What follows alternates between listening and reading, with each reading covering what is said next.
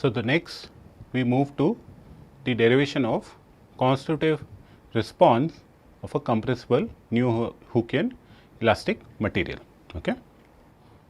So, the hyperelastic constitutive equations that we discussed in the previous slides were general. Okay. We now focus on the compressible Newtonian material model. Okay.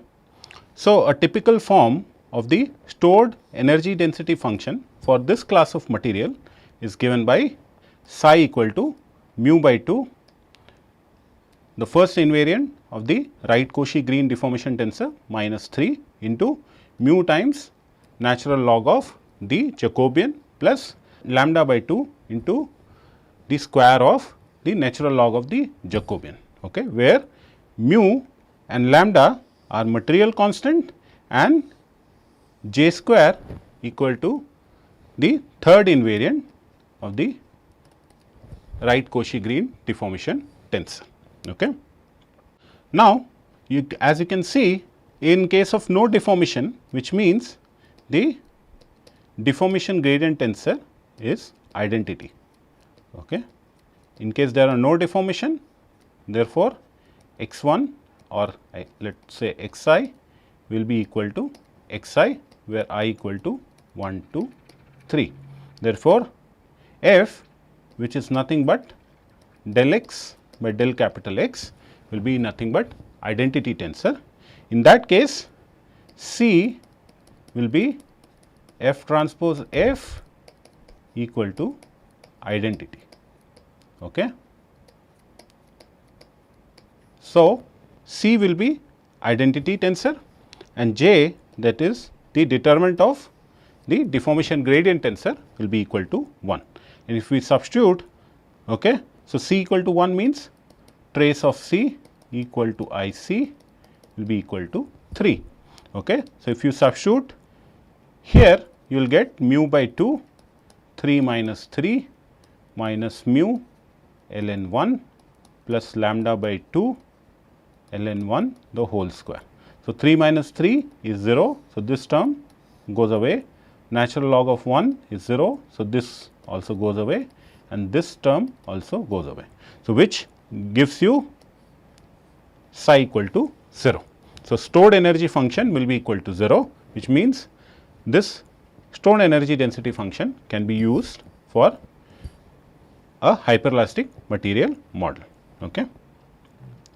Now, the second Pavlov-Kirchhoff stress tensor is nothing but S equal to 2 del psi by del C, and S we already have derived is nothing but 2 psi 1 into I plus 4 psi 2 into C plus 2 j square psi 3 into C inverse. Okay. And now, we have our expression for psi. Okay. We have the explicit expression for psi.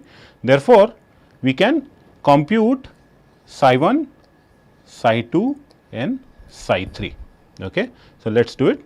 Okay. So, psi 1 will be, because your psi is mu by 2 I C minus 3 minus mu ln j plus lambda by 2 ln j the whole square. So, del psi by del I C, which is nothing but psi 1 will be nothing but mu by 2, because these two terms are independent of the first invariant. Only the first term has the first invariant of the right Cauchy-Green tensor. Therefore, psi 1 will be equal to mu by 2, which is what we have here. Okay. Now, we know that psi is independent of the second invariant. Okay. Psi, so if you see the expression over here, there is no term for the second invariant, which means that the derivative of the stored energy potential with respect to the second invariant will be equal to 0. Okay. Now, the third invariant, we have the last two terms which are dependent on the third invariant of the right Cauchy-Green tensor. So, the third term psi 3 can be evaluated as del psi by del 3 C, and using chain rule I can write del psi by del 3 c as del psi by del j into del j by del 3 c. Okay. Now, psi is explicitly, okay. So, if you see here, psi is explicitly a function of j, therefore, the first term I can directly evaluate from the given stored energy density function. Okay. So, we have to find the first term. So, del psi by del j. Okay. So, I write again, this is mu by 2 I c minus 3 minus mu ln j plus lambda by 2 ln j the whole square. Okay. So, del psi by del j. So, the first term does not contain any j. Okay. So, that is 0 minus mu by j. So, del ln j by del j is mu by j plus lambda by 2 into 2 ln j into 1 by j. Okay. So, that is what you have here. Okay. So, if you simplify, this 2 goes away and then you have minus mu by j plus lambda by j into natural log of j. Okay. Now, let us come to evaluation of the second term on the right hand side of equation number 23. The second term is nothing but del j by del 3 c. Okay. Once we have this term, we will multiply equation 24 with that term and we will get our expression for del psi by del 3 c. Okay. So, let us see how to evaluate. We know that j square is 3 c. So, if I take derivative on both sides with respect to the third invariant, what I get? 2 j del j by del 3 c equal to 1. Okay. So, therefore, del j by del 3 c will be nothing but 1 by 2 j. Okay. So, now, if I use 25 and 24 in equation number 23, what I get? The third derivative of the stored energy potential with respect to the third invariant, which is del psi by del j, which we just evaluated as minus mu by j plus lambda by j ln j into del j by del 3 c, which is nothing but 1 by 2 j. So, once we do this, we get psi 3 as mu by 2 j square plus lambda by 2 j square ln j, the natural log of the Jacobian j. Okay. Now, we have all the three terms. So, what we do? We substitute 21, 22 and 26 in equation number 20. Okay. And equation number 20 is the expression for the second Pavlov-Kirchhoff stress tensor, and we get, so, psi by del I, which is psi 1 is mu by 2, this term psi 2 is 0, okay, and psi 3 is minus mu by 2 j square plus lambda by 2 j square natural log of Jacobian.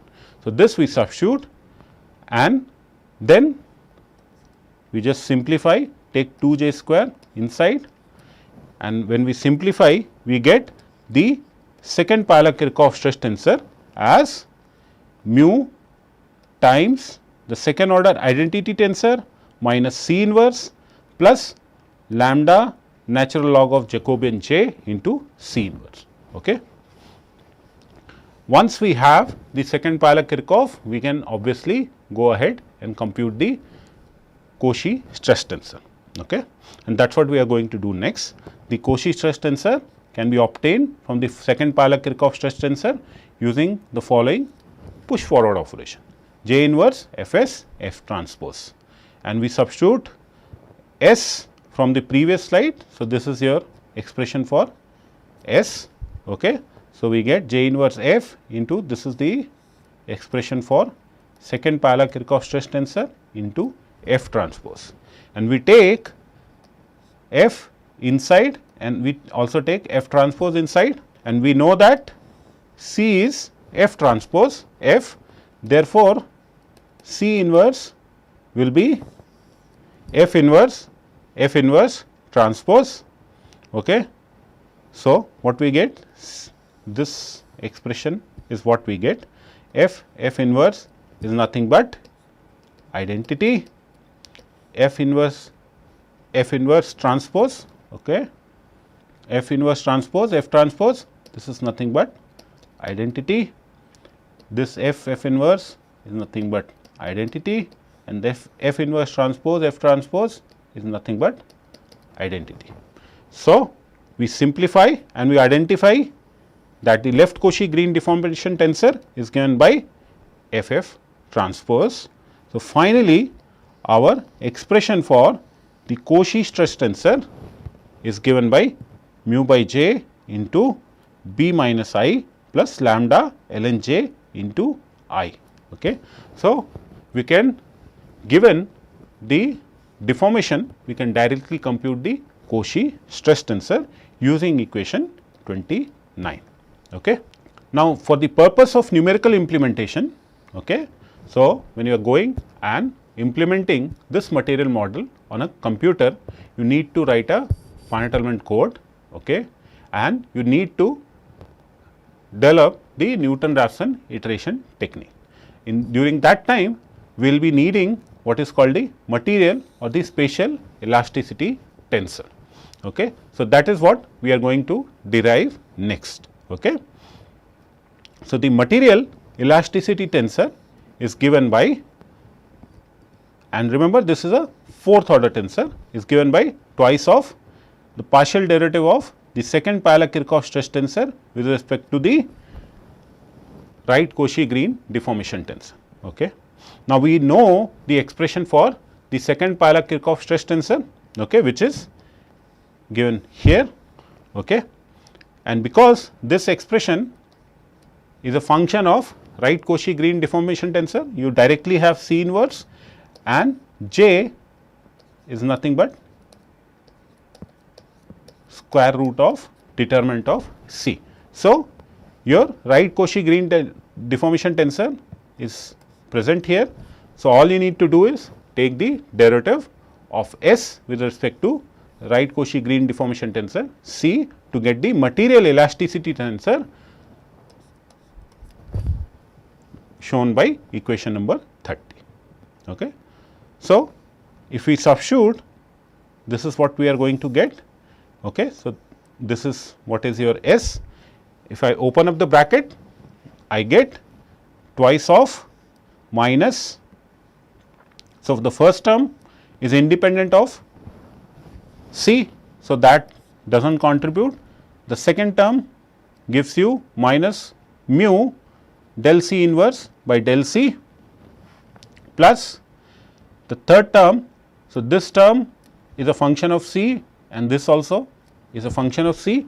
So, first we have lambda ln j, lambda del by del C of ln j tensor product C inverse plus lambda ln j del C inverse by del C.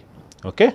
So, I can now take the terms of del C inverse by del C, okay, as one term, and we get the fourth order material elasticity tensor as twice of lambda ln j minus mu del C inverse by del C plus 2 lambda del by del C of ln j tensor product C inverse.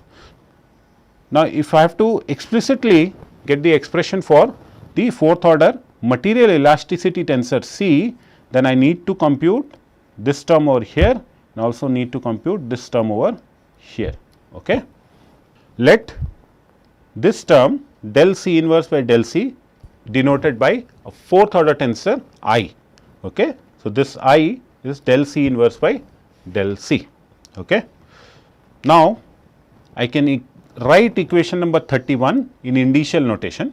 Okay. Remember, it is a material elasticity tensor. Therefore, all the indices will be in the upper case. So, and it is also a fourth order tensor. So, there will be 4 indices. So, we have Cij KL equal to twice of lambda ln j minus mu Ij KL plus 2 lambda del by del Cij of ln j tensor product C inverse KL. Okay. Where the fourth order tensor I in indicial notation is given by this expression. Okay. So, we have to determine these two terms. Okay. These two terms need to be determined, so that we can have the explicit expression for the fourth order material elasticity tensor. Now, let us take this term. Okay. So, del by del C of ln j is nothing but del by del j of ln j into del j by del C. So, this is when we are applying the chain rule. Okay. And del by del j of ln j is nothing but 1 by j, and then you have del j by del C. And we know that determinant of C is j square. Therefore, if we take derivative on both sides with respect to C, we have del by del C of determinant of C equal to del j square by del C, and this is nothing but 2j del j by del C. So, this is what we want to find out. Okay. So, to find out del j by del C, we need to compute del by del C of determinant of C, and this we have already seen. This is nothing but determinant of C into C inverse transpose, and because C is symmetric, this will be determinant of C into C inverse. Okay. So, that is what we have. Okay. So, del by del C of determinant of C is nothing but determinant of C into C inverse, and determinant of C is nothing but j square. Therefore, we have del by del C of determinant of C equal to j square C inverse. Using this equation in 34, we get j square C inverse is 2j del j by del C, and from here I can directly compute del j by del C as j by 2 C inverse. Okay. Now, I have del j by del C, okay, and then I can compute del by del C of ln j as 1 by j del j by del C, and this I can substitute here. Okay. So, 1 by j into j by 2 C inverse, which is, so j cancels out, we get 1 by 2 C inverse. Okay. So, when you use equation number 36 in equation 32, you get the fourth order material elasticity tensor as twice of lambda ln j minus mu into fourth order tensor I plus 2 lambda del by del C ln j tensor product C inverse as twice of lambda ln j minus mu into fourth order tensor I plus lambda C inverse tensor product C inverse. Okay. So, this here is 1 by 2 C inverse. So, 1 by 2 cancels out, and this is what you are left. Now, we have the second term completely identified. We only are left to identify the fourth order tensor I. Okay. And this is a little involved process. So, now let us concentrate on the second term. Okay. So, indicial notation, the fourth order tensor I is nothing but del C inverse I j by del C k l. Okay. So, if you remember from our discussion when we are discussing the mathematical basis of this course, the directional derivative of the inverse of a tensor, okay, in a general direction u is nothing but minus of A inverse directional derivative of the tensor A in the direction u multiplied by the inverse of the tensor A. Okay.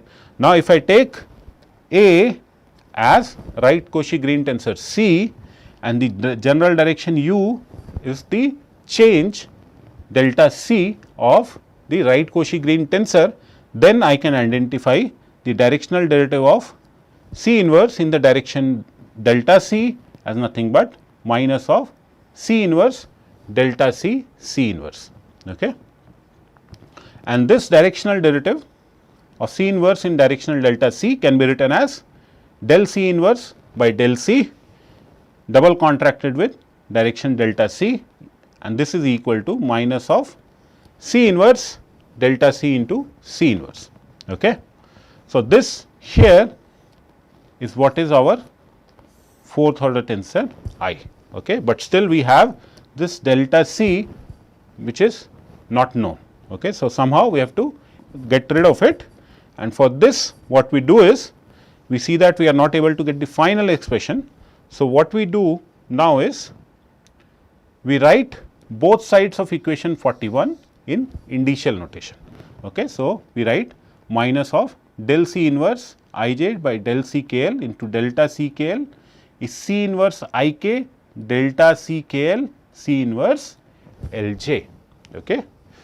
Now, if I interchange k with L and L with k on both the sides, okay. If I just interchange, I get, okay. So, I have just interchange k with L and L with k. You can see here I have interchanged, okay. Now, I know that C is symmetric and so does the chain delta C will also be symmetric. Therefore, this C L k will be equal to C k l and delta C L k will be equal to delta L k. Okay. So, therefore, this again becomes k l and this again become k l, okay, and this becomes k l. So, now I have another expression. This was the first expression. Now, just by interchanging, okay, k with L and L with k, I get another expression given by equation number 45.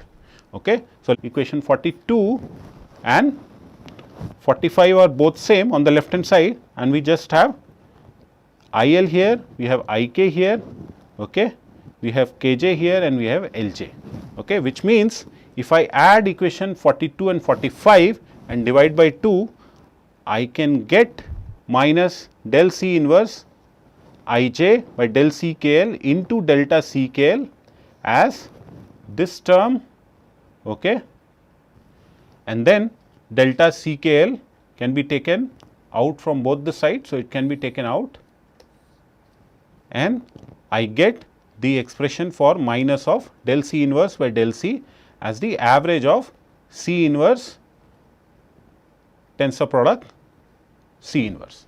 Okay. Now, from equation 38, I know that the fourth order tensor I is nothing but del C inverse by del C. Okay. So, this is nothing but my minus of I. Okay. So, my I is nothing but minus of this term, average of C inverse tensor product C inverse. Okay. So, finally, my expression for the material elasticity tensor will be given by C equal to 2 lambda ln j minus mu into fourth order tensor I plus lambda C inverse tensor product C inverse, where I is given by following expression. Okay. So, I can be computed. If you already know C, you can compute C inverse, and then once you have computed C inverse, your fourth order material elasticity tensor can be computed. Okay. Now, we can show that the fourth order tensor I possesses both the major and minor symmetries. Major symmetry means I j k l is nothing but I k l I j. Okay. So, I j is brought here and k l is brought here. This is called the major symmetry. It also possesses the minor symmetry, which means I j k l is equal to I j I k l and I j k l is equal to I j L k. Okay. So, here we are just in the first, we are just replacing I with j and j with I, and here we are replacing k with L and L with k. Okay. So, it can be shown that the fourth order tensor I possesses both the major and minor symmetries. Similarly, because I possesses both the major and minor symmetry, you can show that the material fourth order material elasticity tensor C also possesses both the major and the minor symmetries, okay, which are shown in equation 52 and 53. Okay. Now, we can obtain the spatial elasticity tensor by the following push forward operation. Okay. So, this relation we have already derived in our previous module, where the fourth order spatial elasticity tensor C is nothing but J inverse Fii, Fjj, Fkk, Fll into the fourth order material elasticity tensor Cij KL. Okay. And now I can substitute Cij KL here, okay, and then I can simplify to get my final expression for Cij KL. Okay. To do this, first notice this is the initial notation for the fourth order material elasticity tensor. Okay. Now, if I substitute it here, I will just have to simplify. Okay. So, that is what I do. I will substitute equation 49 in equation 54 and then I will just have to simplify. Okay. So, if I just open up the brackets, so this is the first term. Okay. So, this is the first term and then this term into this term over here, okay, gives me the second term. So, I have two terms which I have to simplify. Okay. So, this is term 1 and this is term 2 and these two terms I have to simplify now. Now, let us take term 1, okay, and then let us now substitute the expression for the fourth order tensor Ijkl from equation number 48. Okay. So, this was our term 1, okay, and when we substitute Ijkl, okay, from equation 48. So, we have minus 1 by 2 C inverse Ik, C inverse Jl plus C inverse Il, C inverse Jk, and this is the four deformation gradient tensors. Okay. Now, we know that in direct notation the right Cauchy Green tensor C is given by F transpose F. Okay. So, C inverse can then be written as F inverse transpose. Okay. So, let us now write this expression in indicial notation. Okay. Remember, C is a material tensor, which means it will have uppercase indices when written in indicial notation. So, C inverse Ij will be F inverse Ii, F inverse Ji. Okay. Now, notice we have C inverse Ik and C inverse Jl, C inverse Il, C inverse Jk. So, in equation 57, what we have to do is we have to make equation 57 consistent with these four expressions for C inverse. Okay. So, the first one is C inverse Ik. So, equation 57, if we replace J by K, then our expression for C inverse Ik becomes F inverse Im, F inverse Km. Okay. Then C inverse Jl, which is here, okay, will become F inverse Jn, F inverse Ln. Okay. Then C inverse Il, which is here, will become F inverse Io, F inverse Lo, and then finally, the last expression C inverse Jk will become F inverse Jp, F inverse Kp. Okay. So, now these four expressions for C inverse we can substitute in equation number 56. So, 58 to 61 we substitute in equation number 56 and then let us simplify. Okay. So, that is what we have substituted. Okay. So, now what we do is take these four deformation gradient tensors inside the bracket. Okay. So, we will open up the bracket and we will take these four deformation gradient tensors inside and then we will get this long expression. Okay. So, they seem to be pretty long expressions and pretty intimidating, but however, if you look closely you will find that you have Fii, F inverse Im. So, these two indicial notations have I common. Okay. Then if you see, so here you have I common, if you see Fjj, okay, and if you see F inverse Jn, you have J common. If you see F K K and F inverse K M, you have capital K common.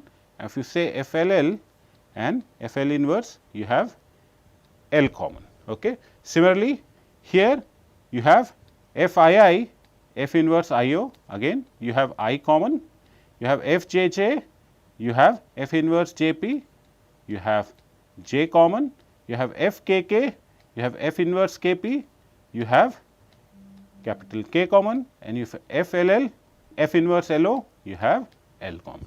Okay. So, if you write these terms, okay, now F I I, F inverse I M, okay, in direct notation, this is nothing but F inverse, okay, which is nothing but identity. So, therefore, F I I, F inverse I M will become nothing but delta I M, okay, that is Kronecker delta. Okay. F J J, F inverse J N will become delta J N, F K K, F inverse K M will become delta K M, F L L, F inverse L N will become delta L N, F I I, F inverse I O become delta I O, F J J, F inverse J P becomes delta J P, F K K, F inverse K P becomes delta K P, F L K, F inverse L O becomes delta L O. Okay. So, from equation 63 and 64, we substitute in equation 62. Okay. So, using equation 63 and 64 in equation number 62, what we get? We get minus 1 by 2 delta I M, delta J N, delta K M, delta L N, plus delta I O, delta L O, delta J P, delta K P. Okay. Now, again we notice that the following expression, okay, can be further simplified if we use the substitution property of Kronecker delta, okay, which means if you look delta I M and delta K M, this will become nothing but delta I K, and delta J N, delta L N, this will become delta J L, delta I O, delta L O will become delta I L, and delta J P, delta K P will become delta J K. Okay.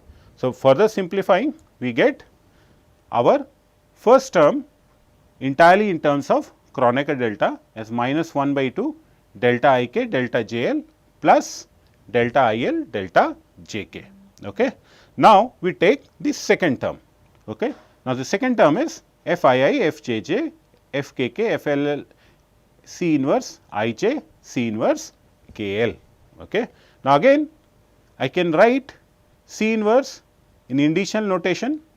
Okay. So, C inverse I J, which is here, is nothing but F inverse I M, F inverse J M, and C inverse K L is nothing but F inverse K N, F inverse L N. Okay. So, this is here.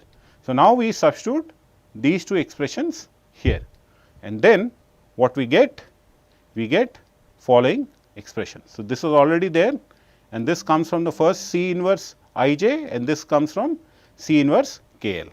And now, we notice that F I I, okay, F inverse I M will become delta I M, F J J, F inverse J M, that will become delta J M, okay,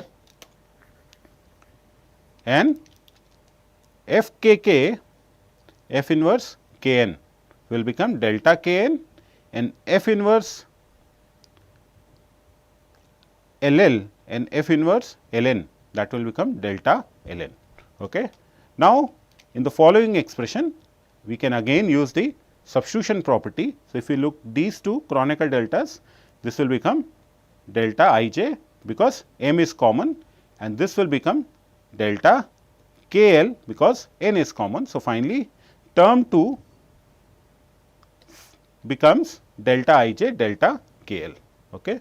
So, now if we use equation 66 and 67 in equation 55, we get our fourth order spatial elasticity tensor Cij(KL) as 2 j inverse mu minus lambda ln j into 1 by 2 delta ik delta jl delta plus delta il delta jk plus j inverse lambda delta ik delta ij delta kl. Okay. So, this 2 cancels out, okay, or we can write this itself as a 4th order tensor I. Okay. That is the 4th order identity tensor I. So, in that case 2 will remain, and then in direct notation I can write my 4th order spatial elasticity tensor C as 2 by j mu minus lambda ln j 4th order identity tensor I plus lambda by j and tensor product of 2nd order identity tensor I. Okay. Now, where we can treat this I, okay, that 4th order identity tensor as the push forward of the 4th order tensor I. Okay. So, this I is the push forward of capital I, okay, and in initial notation this is given by following expression. Okay. So, IIJKL is nothing but FII, FJJ, FKK, FLL, IJKL equal to 1 by 2 delta IK, delta JL, delta IL, okay, delta JK. Okay. So, now we have shown that the spatial elasticity tensor we have just derived is similar to one which is used in linear elasticity. Okay. So, what it means is the spatial elasticity tensor that we have derived here under special condition will give you the 4th order elasticity tensor that is usually used in linear elasticity. Okay. So, now let us see how that can be done. Okay. So, remember in initial notation the 4th order spatial elasticity tensor is given by following expression. Now, let us say we denote mu lambda ln j by j as mu dash and lambda dash as lambda by j. Okay. So, this becomes lambda dash and this term over here. Okay. Okay. So, now this term over here becomes mu dash. Okay. So, then we can writeCijkl as mu dash delta Ik delta Jl plus delta Il delta Jk plus lambda dash delta Ij delta Kl. Okay. Now, suppose you are dealing with small strain, and that is what linear elasticity means. Linear elasticity means your deformed and the undeformed configurations are very close to each other, which means the the deformation gradient tensor F is nearly equal to identity. Okay. If F is nearly equal to identity, this implies that the Jacobian, which is nothing but determinant of F, okay, determinant of deformation gradient tensor F is nearly equal to 1. Okay. If j is nearly equal to 1, it means ln j nearly becomes 0 and this j is nearly equal to 1, which means mu dash will be equal to mu, and lambda dash, because j is nearly equal to 1, then lambda dash becomes equal to lambda. Okay. Now, if you substitute this both here, okay, then we get the 4th order spatial elasticity tensor as mu lambda delta Ik delta Jl plus delta Il delta Jk plus lambda delta Ij delta Kl. And now, here mu and lambda are your Lemmy's, okay, constant. Okay, they are Lemmy's constants, and then if you recognize this equation over here, equation 74 has the same form as that used in linear elasticity. Okay. So, the new Hookean material model under very small strain is similar to linear elasticity. Okay. So, that is what we have written here. Equation 74 is nothing but the expression for elasticity tensor used in linear elasticity. Okay. Now, we notice that the 4th order spatial elasticity tensor C possesses both the major and minor symmetries. Okay. So, it can be easily shown that the spatial elasticity tensor possesses both the major and minor symmetries, which means that Cij KL equal to CKLij, that is the major symmetry, and Cji KL is Cij Lk. Okay, that is the minor symmetry. Okay, so these major and minor symmetries help you to reduce the number of independent elastic constants. Okay. Now, let us see one example. Okay. So, now consider the case of a simple shear which is given by x1 equal to capital X1 plus A into capital X2, small x2 is capital X2, okay. X3 is capital X3, and where A is a scalar value. Okay. So, this is simple shear. So, you can identify this if you have a block. Okay. So, you have a block of certain length, say L, and if you apply this simple shear, okay, so what will happen? It will deform something like this. Okay. So, this will become A times, okay, if say this is equal to L, let us say a square, this will be A times L, and this will go here, and this will be nothing but your L plus A times L, which is 1 plus A L. Okay. So, this point coordinate becomes A L into L, and coordinate of this point becomes 1 plus A into L comma L. So, there is no deformation in the second direction because x2 is capital X2, and there is no deformation in the third direction because x3 is capital X3. Okay. Now, if you have a new Hookean material model, you have to determine, you have been asked to determine the expression for the pressure P. Okay. So, how do you start? The first thing we have to do is, we have to compute the, so let me rub this. So, the first thing you have to compute is the deformation gradient tensor F.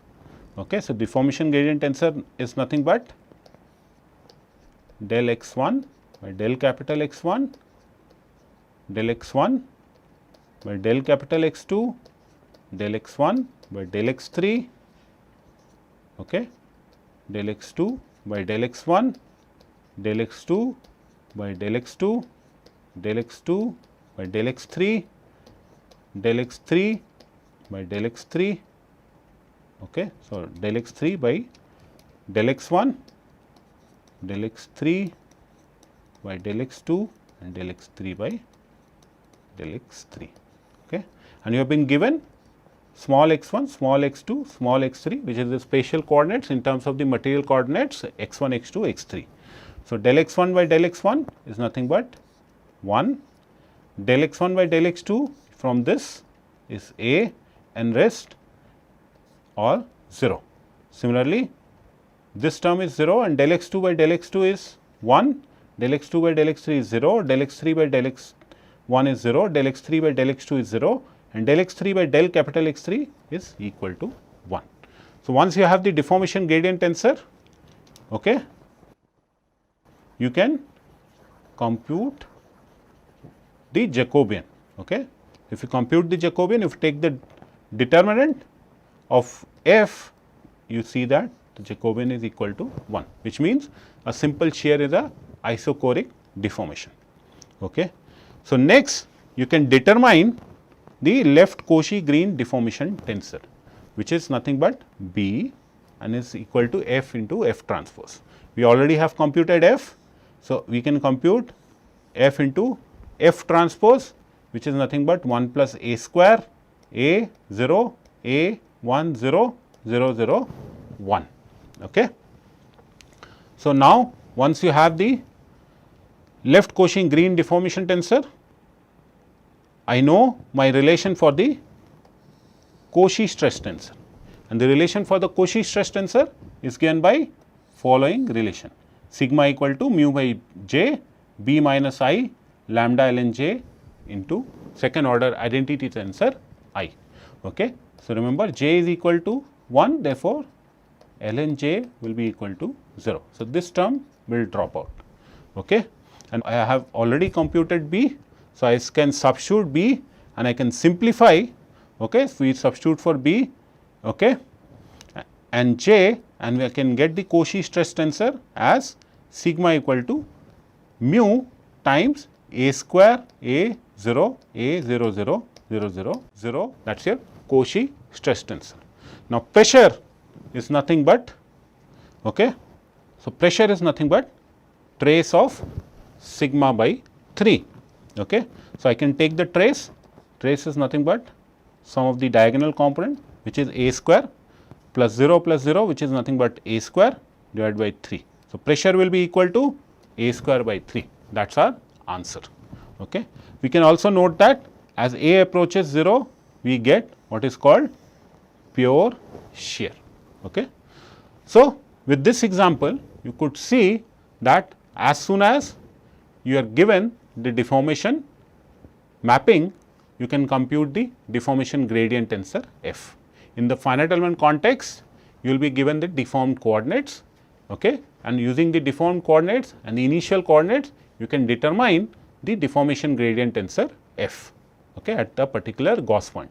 Once you have determined the deformation gradient tensor f, you can determine the Jacobian, which is nothing but the determinant, okay, and also you can determine b, the left Cauchy Green deformation tensor, which is nothing but b equal to ff transpose.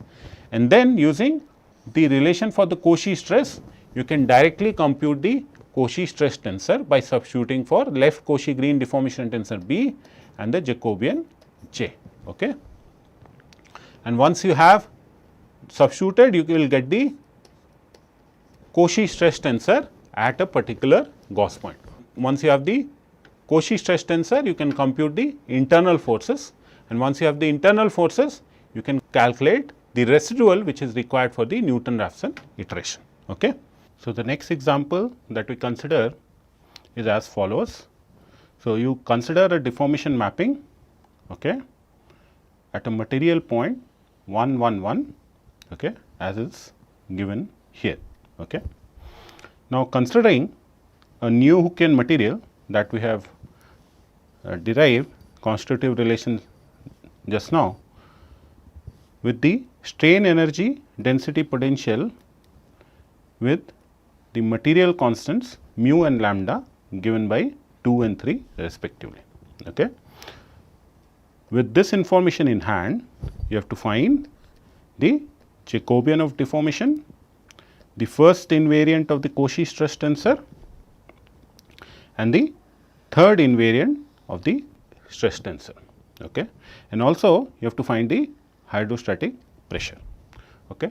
So, the significance of this problem is the steps that will carry out to find out A, B, C and D are exactly what we need to implement inside a finite element code, okay. So, the first thing when you have a mapping, okay, is to find out the deformation gradient tensor, okay. So, for the first solution, you have to find out the deformation gradient tensor, and that is given by del x1 by del capital X1, del x1 by del capital X2, del x1 by del capital X3, del x2 by del x1, del x2 by del x2, del x2 by del x3, del x3 by del x1, del x3 by del x2, del x3 by del x3, okay. So, now from this deformation mapping, you have been given x1 as a function of material coordinates, x1, x2, x3, and although not shown here, this deformation mapping may also be a function of time, okay. So, you have x1, x2, x3 material coordinates and time possibly, and x3 is a function of x1, x2, x3 and time. So, suppose you were given a problem where there was also a term containing time, okay, or the time was explicitly present in the deformation mapping. At that time, you would be asked to find out all these quantities at a particular time t equal to t0. For example, you might be given t0 equal to 1 second, okay, or 1. So, at that time t equal to 1, and for a material point say 1 1 1, you need to find out all these values. Okay. So, first thing is you find out this deformation gradient tensor, and this deformation gradient tensor, okay, you can see will be del x1 by del x1, which is 4 minus x2, then del x1 by del x2 will be minus 5 minus x1, then del x1 by del x3 is 0, because this term is independent of the third spatial direction x3. So, this is 0. Then you have del x2 by del x1, del x2 by del x1 is 2, del x2 by del x2, that is equal to 1, del x2 by del x3 equal to 0, del x3 by del x1 0, del x3 by del x2 0, and del x3 by del x3 equal to 1. Okay. And now you have been given the material particle. Okay. So, the material particle or a position at 1 1 1. So, you have to evaluate this at 1 1 1. Now, if you are given time, also you would have to evaluate this at that particular material particle at that particular time instance t0. So, you have to both substitute the material point as well as the time t. Okay. Now, if you substitute, so you have been given x1 as 1 and x2 as 1. Okay. We do not require x3. If you substitute x2 as 1 here, you get 3. If you substitute x1 as 1 here, you get minus 6, you get 0, okay, you get 2, 1, 0, 0, 0, 1. Okay, that is your deformation gradient tensor. So, once you have the deformation gradient tensor, you can compute the Jacobian. So, the Jacobian is given by determinant of f, and you can compute the determinant of f, which comes out to be 15. Okay. It will never be this high in actual situation, but this is a hypothetical case. So, say it is that high of 15. So, the first point is solved. Now, we need to find out the first invariant and the third invariant of the Cauchy stress tensor and the hydrostatic pressure, and all these three invariably depend on the Cauchy stress tensor. Okay, they have to be derived from Cauchy stress tensor. So, what we need to first find out is the Cauchy stress tensor, and for a compressible Neo-Hookean material, we have already derived the expression for the Cauchy stress tensor in terms of the left Cauchy Green deformation tensor B. B is given by F transpose. So, we have already calculated F here. Okay. So, the next thing is we compute the left Cauchy Green deformation tensor, and which is given by P equal to F transpose, and when we compute this, we get 4500 050 000. Okay. Once we have computed the left Cauchy Green deformation tensor, we can compute for this Neo-Hookean material the Cauchy stress tensor from this particular equation, where mu and lambda are the material constants which are given to us. Mu is 2, lambda is 3, J we have already computed. Okay. So, J was, so this is 3, J was 15, I is a second order identity tensor. Okay.